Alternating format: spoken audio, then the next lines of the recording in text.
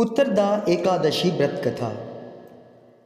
युधिष्ठिर बोले, हे कृष्ण, आपने सुंदर सफला एकादशी का वर्णन किया। अब कृपा करके पौष शुक्ल मास एकादशी का वर्णन करिए। उनका नाम और विधि क्या है? श्री कृष्ण बोले, हे राजन, लोगों के उपकार के लिए पौष शुक्ल एकादशी की विधि में कहूँगा।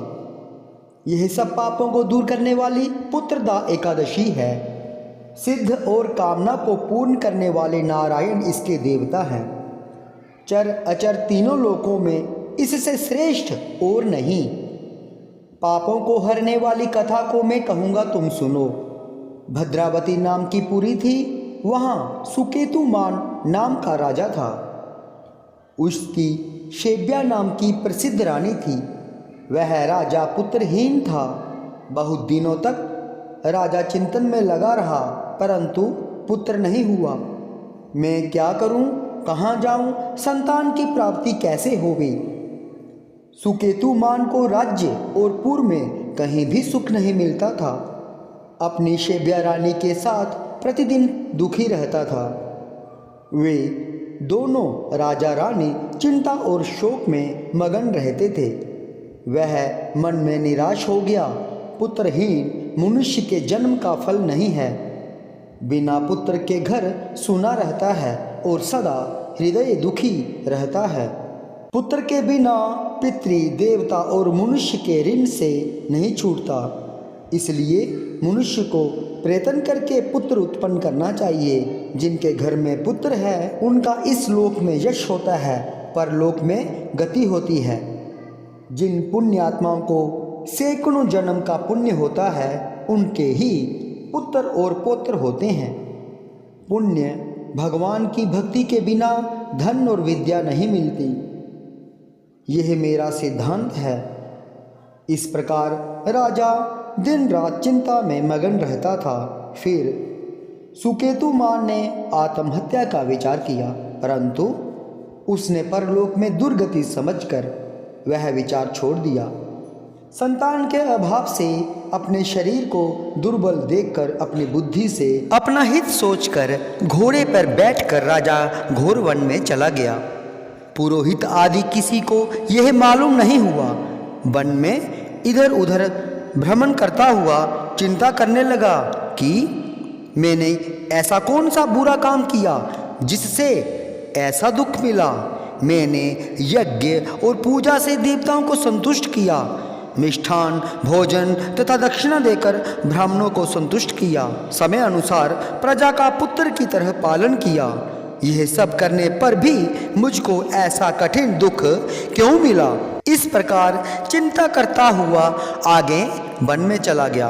पुण्य के प्रभाव से कुमुदनी से सुशोभित मानसरोवर के समान एक सुंदर सरोवर देखा। यह सरोवर चकोर चकवा और राजहंसों से शोभायमान था।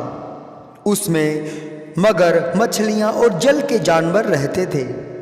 ऐश्वर्यवान राजा ने सरोवर के पास बहुत से मुनियों के आश्रम देखे और अच्छे शकुन होने लगे। राजा का दक्षिण नेत्र और दक्षिण हाथ फड़कने लगा। इन अंगों का फड़कना शुभ सूचक प्रतीत हुआ। सरोवर के किनारे मंत्रों का जप करते हुए मुनियों को देखकर घोड़े से उतरकर राजा उनके सामने खड़ा हो गया। व्रत करने वाले मुनियों को अलग अलग प्रणाम किया। हाथ जोड़कर राजा ने सबके लिए दंडवत किया। राजा को बहुत हर्ष हुआ।